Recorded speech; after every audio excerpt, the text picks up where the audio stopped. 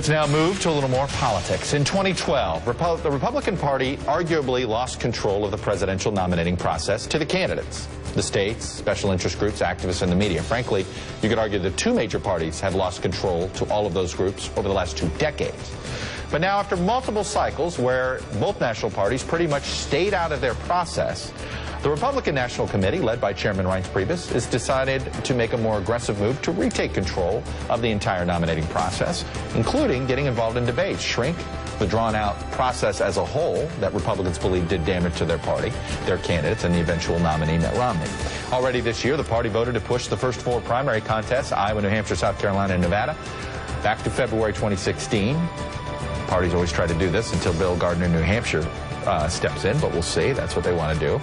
They're threatening to penalize any other state which holds contests before March. And they're mandating that winner-take-all primaries begin March 15th. Speeds up the process. The RNC is also looking for a city that can accommodate a convention in late June. They want to wrap up this entire thing in a 5-month period. And on Friday in Memphis, the Republican National Committee did something new.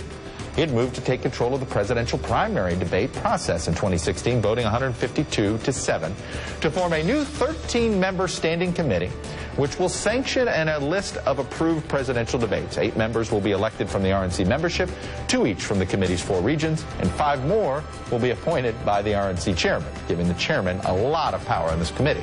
Now, the committee will oversee all details of the debates, including the timing, frequency, format, and media outlet. As the RNC rule states, everything and anything. The amendment also bars any candidate who participates in an unsanctioned debate from future presidential debates. Now, according to Priebus, the plan is to limit the number of debates from some 20 debates in 2012 to fewer than 10 in 2016. In a Red State op-ed, here's what Priebus wrote. We need more conservatives involved in the debate process, most importantly in the moderator's chair. It's easier to make these kinds of sweeping changes to the process when there's no 2016 frontrunner. In other words, when no person controls the party and after a party has lost several national elections in a row. But not all Republicans have been happy with this move. A little centralized is the complaint. Nevada Committeewoman Diane Orrock said she's worried the grassroots will lose power. Quote, you're going to squelch the ability of candidates to get to know their voter base and the voter base to get to know their candidates. As a voter, I want to see the good, the bad, and the ugly. Virginia committeeman Morton Blackwell, somebody who's criticized the National Party for years, also criticized the top-down nature of this process. Quote, do we want a committee of the National Committee, which will surely be controlled by the national chairman, picking which candidates participate in all Republican presidential debates? Kurt Anderson, an advisor to one potential 2016 candidate, Louisiana Governor Bobby Jindal, tweeted this. America, we hear you, so we're putting our political party bosses in charge of debates. If our candidates don't obey, we will silence them. And 2012 presidential candidate Newt Gingrich said the new rules reward well-funded candidates and penalize those raising small-dollar contributions from the grassroots, telling the Wall Street Journal, quote, a lot of Republican rich people's complaints are silly. I would be very concerned if they try to strangle the ability of less-financed candidates to have some voice. And he added, I disagree totally with the absurd idea that the debates are harmful. The debates are only harmful if you nominate somebody who can't debate. Well, let's bring in RNC Chairman Reince Priebus right now. Chairman Priebus, good morning to you, sir. Good morning, Chuck. Well, let's talk about the criticism is the centralized process. And let's go to Newt's criticism. And obviously, in many ways, you sometimes criticize what you believe helped you. Newt Gingrich's campaign was helped by the debates, was helped by a lengthier process. But obviously, you've made a decision, and others, that believe the long process didn't help the eventual nominee. What do you say to this criticism that maybe there's too much centralized control? Well, first of all, Newt supports the rule. So I think that article came out just before the rule was passed, and he actually tweeted, if you go back and look at his Twitter handle, he supports the rule, he supports the process, and he's 100% on board with what we did in Memphis, by the way. So but I get your general question. You know, look, it is about control. It is about whether we want the media to control our debate process or we want the grassroots of our party to control the debate process. So you're right, it is about control. and the only question is whether or not the Republican Party is going to take control or be the proper custodian of the nomination process. And so there's a reason why the only way you can become the nominee of the Republican Party is if you have the majority of delegates on the floor of a national convention. There's no other way around it. The rules that govern that entire process is put together, voted on, and discussed by the Republican Party, and specifically the Republican National Committee. So this idea of centralized power, well, you have to have some methodology of choosing candidates, and I just happen to believe in a proper and I think dignified process, which we didn't have when you have 23 debates and all kinds of, I think, ridiculous scenarios that our candidates had to deal with. Let me ask you, though, about the enforcement procedure. You say it will ban candidates from other sanctioned, if they go to an unsanctioned debate. But let's play this out in reality. One candidate, there's no such thing as a one candidate unsanctioned debate. So what you're saying is if the candidates on their own participate in something that's a debate, 4 or 5 of them, let's say, then you're going to, so the punishment is simply on debate saying you can't participate in the next sanctioned debate. Are you going to go after delegates at all? Well, you know, look, as of now, this is where the rule is. We've got another meeting in August, and we've got a standing committee on rules that is going to be looking at this rule, other potential additions to this rule that could come to light in August in our meeting in Chicago. So, you know, the story is not over. But I believe that essentially we get about 90% of what we need on this rule, which is you start early, you work with your debate partners, you work with your media outlets, you start the process early, which, by the way, wasn't the case before either. I mean, there was a reason why it was a circus. It was because there was no control over it. I mean, everyone was just doing their own thing.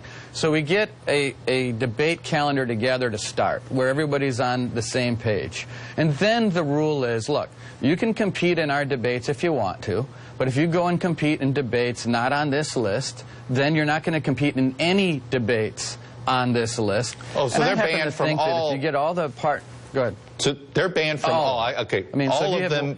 It wouldn't be just a one. If you have one violation, you're done. Okay. Yeah, it's a one-time violation rule. And then let me ask you this.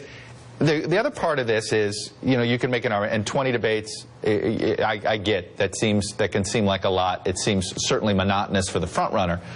But at the same time, you have the underdog candidates who need these debates. They need the oxygen. That's what kept Rick Santorum and Newt Gingrich alive. Well, I think that's partly true. I think super PACs, you know, play a role. I think, you know, some of that stuff elongates the process. I think too long of proportional voting, as you led up into it was a very good explanation as far as some of the problems that we face. But this is one of them. It's not the whole thing. But look, you know, I think that we have a responsibility to be the custodians of the process, and I think having no role in any of these things and allowing the media to be in control of our process is not right for our party, and that's why, you know, out of 168 members, only 7 people voted against it. You know, from following both political parties, Chuck, you know, agreeing on what day it is can be a challenge. So the fact that most people agree that we, I hear you. Let me ask you this, though. I've seen national parties try to take control of this process before. I'm mostly on the primary calendar, and there's a one-man primary calendar destroyer in the state of New Hampshire, Bill Gardner. I mean, you know, both parties have tried to tell him when they want the New Hampshire primary, and every time he says, you know, what is your contingency plan? Because the candidates, at the end of the day, no matter what you tell them, they sit there and say, well, you know, I'm not going to skip Iowa and New Hampshire. Well, I mean, that's why what we did differently this time around is that we put a rule in place that, unlike the past, when you had a state like Florida that jumped the calendar, which then caused New Hampshire to jump and Iowa to jump, you had an avalanche up front. You know, these states were only losing half their delegates. So if you get a state like Florida, if you have 110 delegates, well, you know, you're sitting at 55 delegates. That's still a decent prize. They've moved out of that early window. North Carolina moved out of the window because now under the rule, you go down to about 6 delegates. So you become almost irrelevant as a state, and I don't think a whole lot of candidates want to spend a ton of money and to go get a couple bits and crumbs out of these states, not to mention the fact that the delegates get penalized and the parties do. And so I think just the penalties we put in place are so much more harsh than they've ever been in the past. And believe me, this calendar issue, the first person that called me after we passed the primary calendar reforms was Bill Brock, because he'd been fighting this since Watergate to get control over this stuff. It's, well, it's a long time coming. Yeah, exactly. Very quickly, the unintended consequence of your calendar and your structure, potentially, is that whoever's the quick front runner may be hard to stop. Are you concerned about that unintended consequence, that it's a shortened process means you might not have as vetted of a front runner as some in the party might wish that they had?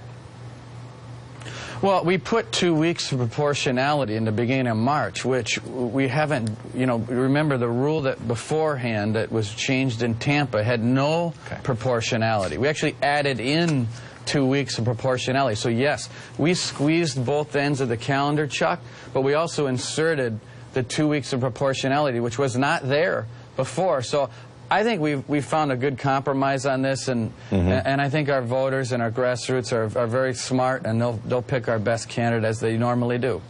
Well, it'll be interesting to see. I have a feeling folks at the DNC are watching to see how successful you are at this, because both national parties desperately always want to take control of this process.